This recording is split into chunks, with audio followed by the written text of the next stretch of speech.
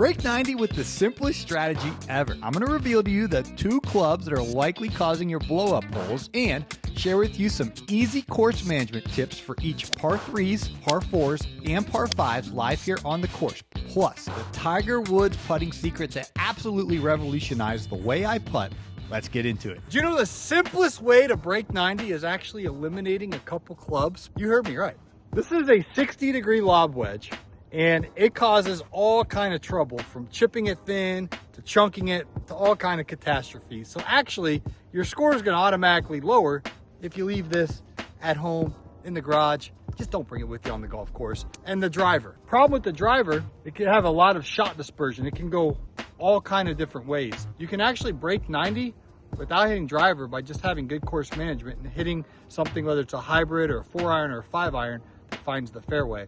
I'm going to actually prove it to you. So let's go out on the course without the driver, without the lob wedge. I'm going to play a par 5. I'm going to show you how to play a par 4, show you how to play a par 3 without these 2 dangerous clubs, but rather by using smart course management, smart decision making to help you break 90 the next time you play. Let's go get at it. See, the driver has a big shot dispersion, and I'm on a par 5 right now.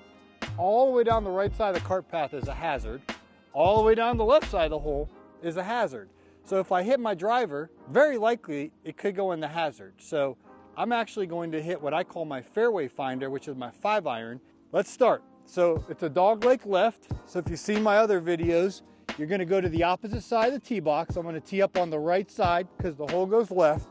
And my goal here is to find the fairway. Captain Obvious. I told you this is the simple way to break 90. So I'm going to leave my driver right there. I'm going to do my pre-shot routine here. I take a nice practice swing. That wasn't nice. I'm nervous because it's on YouTube.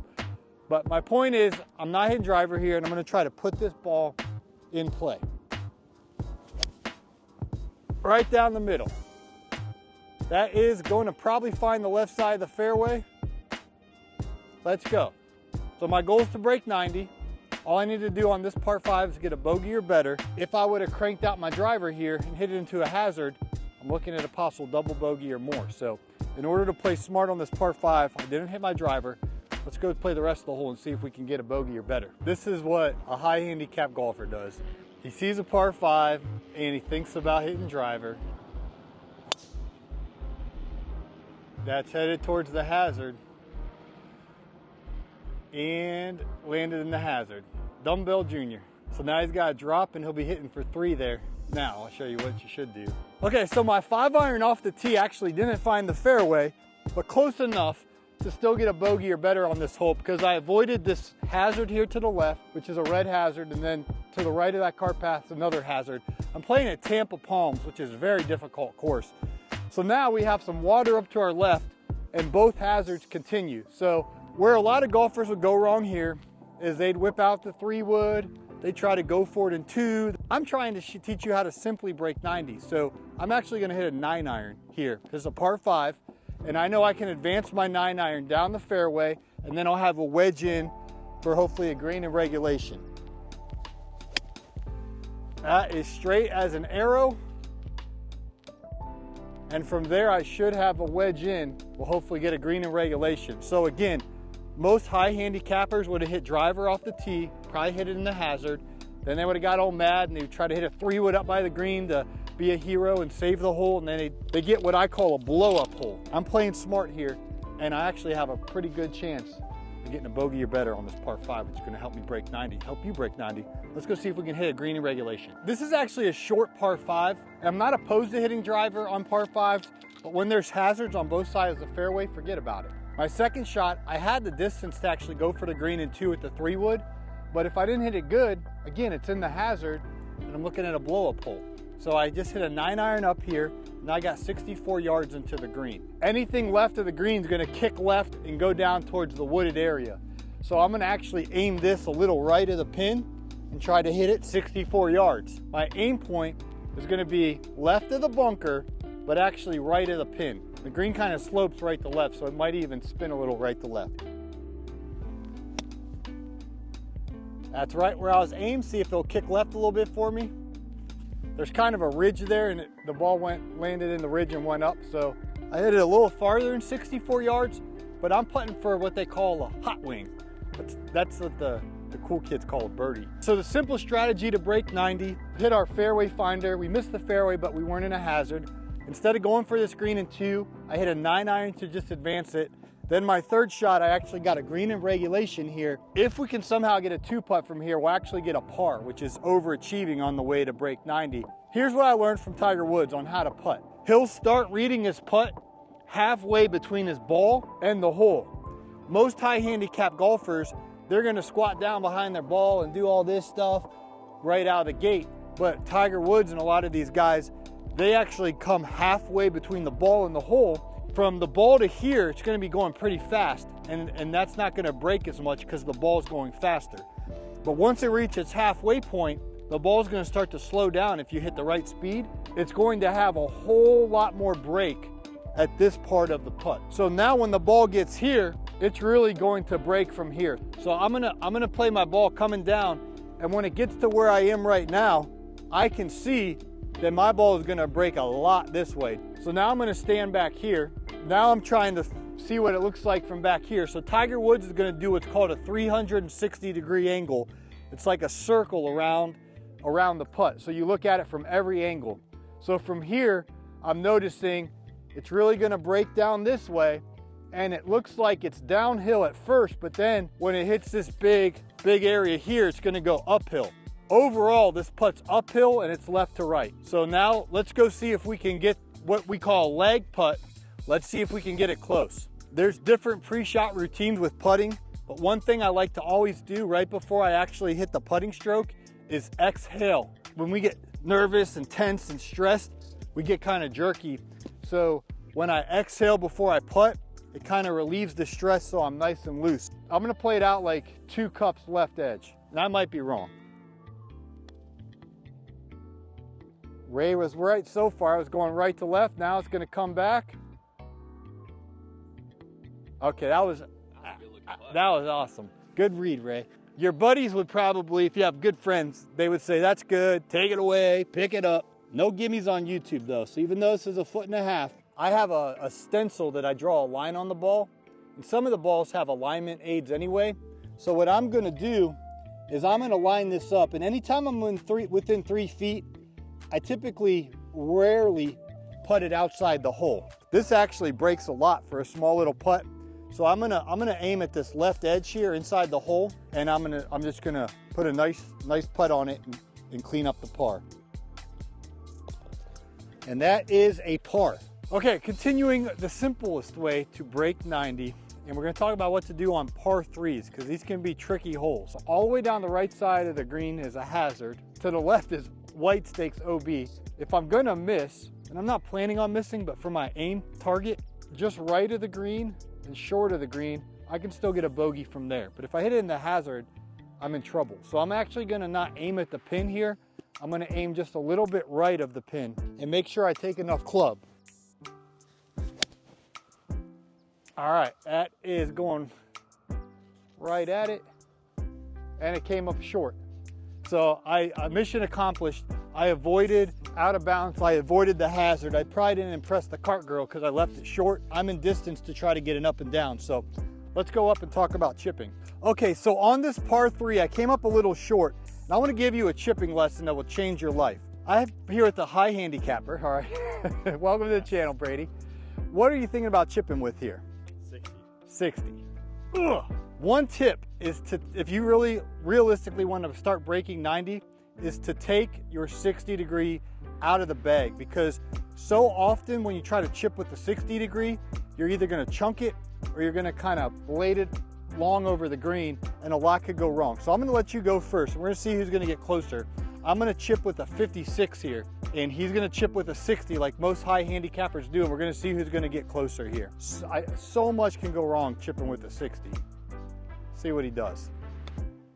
That's what I was talking about. You kind of thinned it, and it went kind of far. So here I am now. Honestly, I could have grabbed my 52 as my go-to, what I like to chip with around the green. I'm going to put it back in my stance. I'm going to take a little bit more of a lower trajectory controlled chip shot here.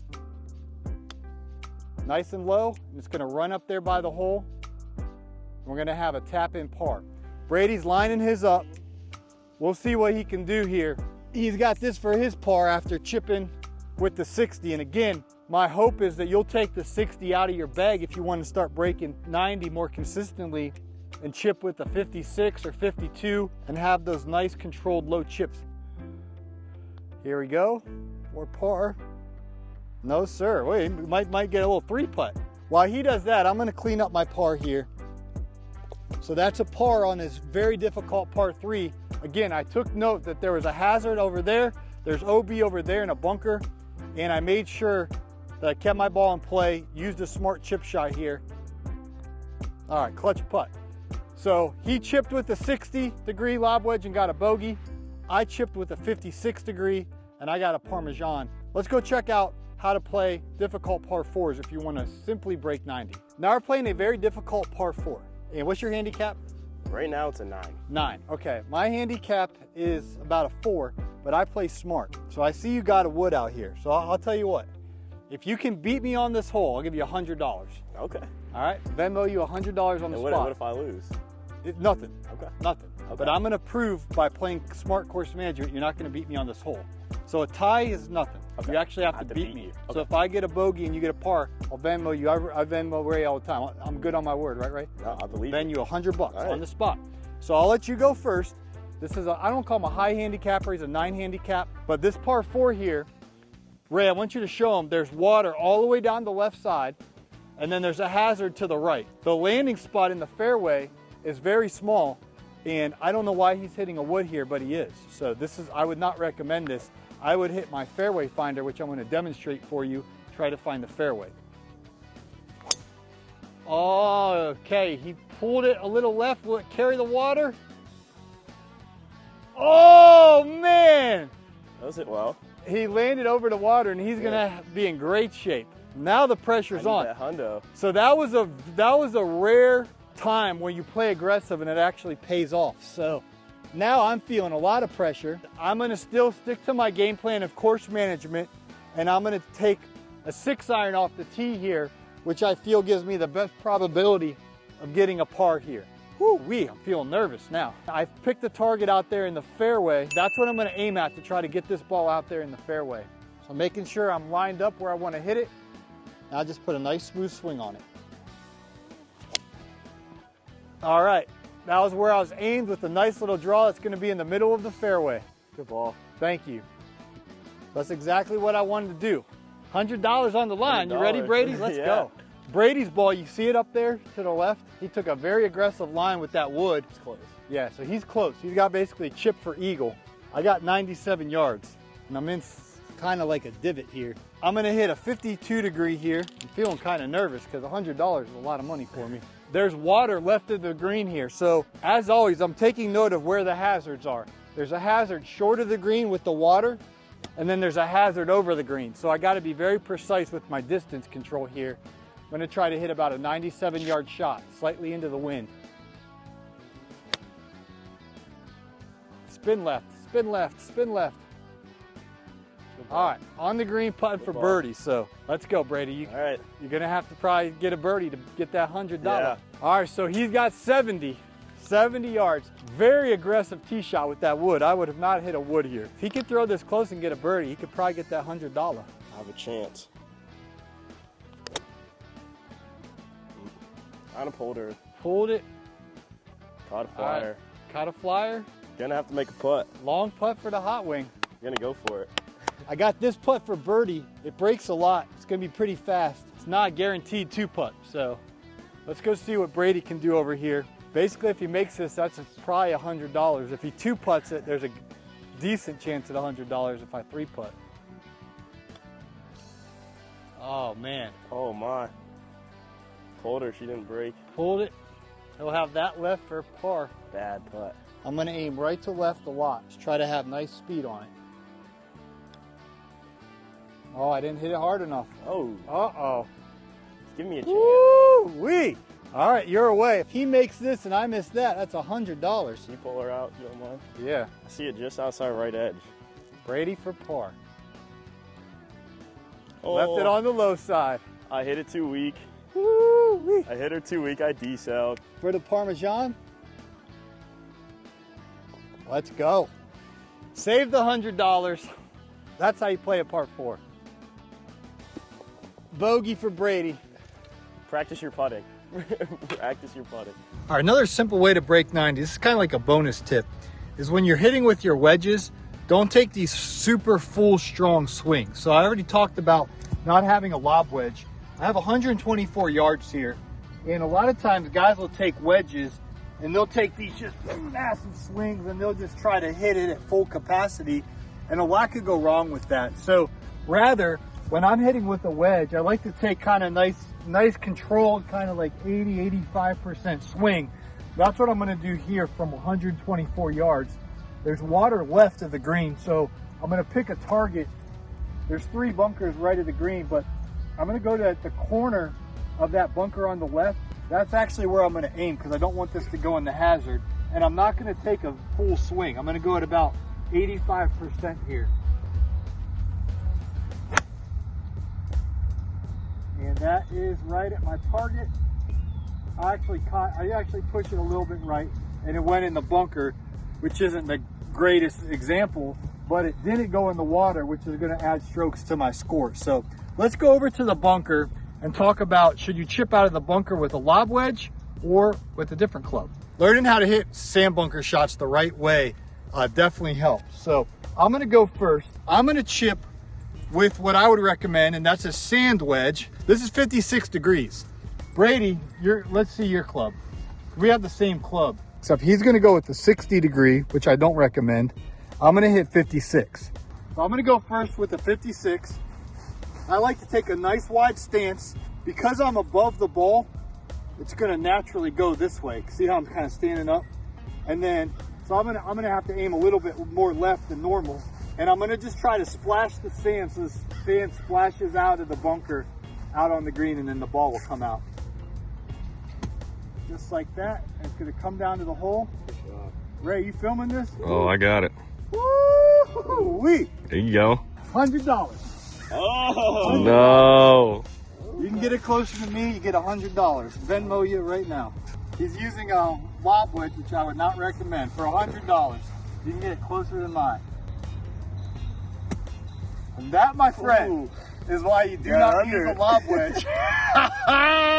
No. That, my friend, is why you don't use a lob wedge from the sand. Yeah, that was just a 56 wins. No $100 for you.